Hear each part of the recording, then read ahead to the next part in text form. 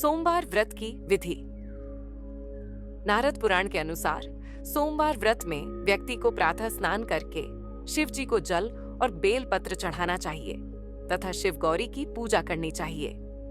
शिव पूजन के बाद सोमवार व्रत कथा सुननी चाहिए। इसके बाद केवल एक समय ही भोजन करना चाहिए। साधारण रूप से सोमवार का व्रत दिन के तीसरे तक होता है, मतलब शाम तक रखा जाता है। सोमवार व्रत 3 प्रकार का होता है: प्रति सोमवार व्रत, सौम्य प्रदोष व्रत और 16 सोमवार का व्रत। इन सभी व्रतों के लिए एक ही विधि होती है। सोमवार की व्रत कथा। एक समय की बात है, किसी नगर में एक साहूकार रहता था। उसके घर में धन की कोई कमी नहीं थी, लेकिन उसकी कोई संतान नहीं थी। इस कारण वह बहुत दुखी था। पुत्र प्राप्ति के लिए वह प्रत्येक सोमवार व्रत रखता था और पूरी श्रद्धा के साथ शिव मंदिर जाकर भगवान शिव और पार्वती जी की पूजा करता था। उसकी भक्ति देखकर एक दिन मां पार्वती प्रसन्न हो गई और भगवान शिव से उस साहूकार की मनोकामना पूर्ण करने का आग्रह किया। पार्वती जी की इच्छा सुनकर भगवान शिव ने कहा कि हे पार्वती, इस संसार में हर प्राणी को उसके कर्मों का फल मिलता है और जिसके भाग्य में जो हो उसे भोगना ही पड्डीडीएचता है। लेकिन पार्वती जी ने साहूकार की भक्ति का मान रखने के लिए उसकी मनोकामना पूर्ण करने की इच्छा जताई।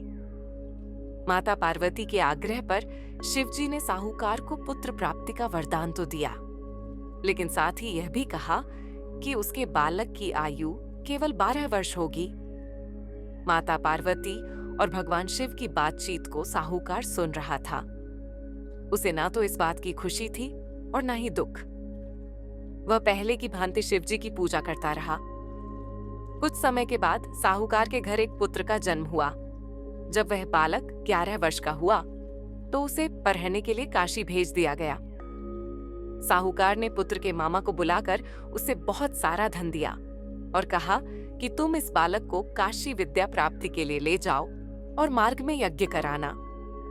जहां भी यज्ञ कराओ वहां ब्राह्मणों को भोजन कराते और दक्षिणा देते हुए जाना। दोनों मामा भांजे इसी तरह यज्ञ कराते और ब्राह्मणों को दान दक्षिणा देते काशी की ओर चल पड़िए छे। रात में एक नगर पद्धा जहां नगर के राजा की कन्या का विवाह था, लेकिन जिस राजकुमार से उसका विवाह होने वाला था वह एक आंख से काना था। राजकुमार के पिता ने अपने पुत्र के काना होने की बात को छुपाने के लिए एक चाल सोची। साहूकार के पुत्र को देखकर उसके मन में एक विचार आया। उसने सोचा, क्यों न इस लड्डीएचके को दूल्हा बनाकर राजकुमारी से विवाह करा दूं। विवाह के बाद इसको धन देकर विदा कर दूंगा और राजकुमारी को अपने नगर ले जाऊंगा। लद्दके को दूल्हे के वस्त्र पहनाकर राजकुमारी से विवाह कर दिया गया। लेकिन साहूकार का पुत्र ईमानदार था। उसे यह बात न्याय संगत नहीं लगी। उसने अवसर पाकर राजकुमारी की चुन्नी के पल्ले पर लिखा कि तुम्हारा विवाह तो मेरे साथ हुआ है, लेकिन जिस राजकुमार के संग तुम्हें भेजा जाएगा वह एक आंख से काना है। मैं तो काशी पढ़ने जा रहा हूं। जब राजकुमारी ने चुन्नी पर लिखी बातें पढ़ी तो उसने अपने माता पिता को यह बात बताई। राजा ने अपनी पुत्री को विदा नहीं किया, जिससे बारात वापस चली गई। दूसरी ओर साहूकार का लड्डिका और उसका मामा काशी पहुंचे और वहां जाकर उन्होंने यज्ञ किया। जिस दिन लड्डिके की आयु 12 साल की हुई, उसी दिन यज्ञ रखा गया। लड्डिके ने अपने मामा से कहा कि मेरी तबीयत कुछ ठीक नहीं है। मामा ने कहा कि तुम अंदर जाकर सो जाओ। शिवजी के वरदानुसार कुछ ही देर में उस बालक के प्राण निकल गए। मृत भांजे को देख उसके मामा ने विलाप शुरू किया। संयोगवश उसी समय शिवजी और माता पार्वती उधर से जा रहे थे। पार्वती ने भगवान से कहा, स्वामी, मुझे इसके रोने के स्वर सहन नहीं हो रहा। आप इस व्यक्ति के कष्ट को अवश्य दूर करें। जब शिवजी मृत बालक के समीप गए तो वह बोले कि यह उसी साहूकार का पुत्र है जिसे मैंने 12 वर्ष की आयु का वरदान दिया। अब इसकी आयु पूरी हो चुकी है। लेकिन मातृभाव से विभोर माता पार्वती ने कहा कि हे महादेव, आप इस बालक को और आयु देने की कृपा करें, अन्यथा इसके वियोग में इसके माता पिता भी तड्डी डेडी चप तड्डी चप कर मर जाएंगे। माता पार्वती के आग्रह पर भगवान शिव ने उस लड्डी डेचके को जीवित होने का वरदान दिया। शिव जी की कृपा से वह लड्डी डेचका जीवित हो गया। शिक्षा समाप्त करके लड़का मामा के साथ अपने नगर की ओर चल दिया। दोनों चलते हुए उसी नगर में पहुंचे जहां उसका विवाह हुआ था। उस नगर में भी उन्होंने यज्ञ का आयोजन किया।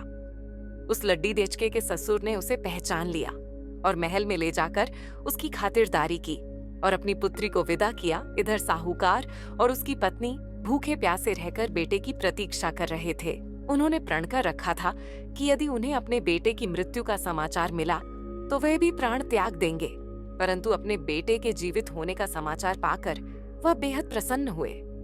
उसी रात भगवान शिव ने व्यापारी के स्वप्न में आकर कहा, हे श्रेष्ठी, मैंने तेरे सोमवार के व्रत करने और व्रत कथा सुनने से प्रसन्न होकर तेरे पुत्र को लंबी आयु प्रदान की है। इसी प्रकार जो कोई सोमवार व्रत करता है या कथा सुनता और पढ़ता है, उसके सभी दुख दूर होते हैं और समस्त मनोकामनाएं पूर्ण होती हैं।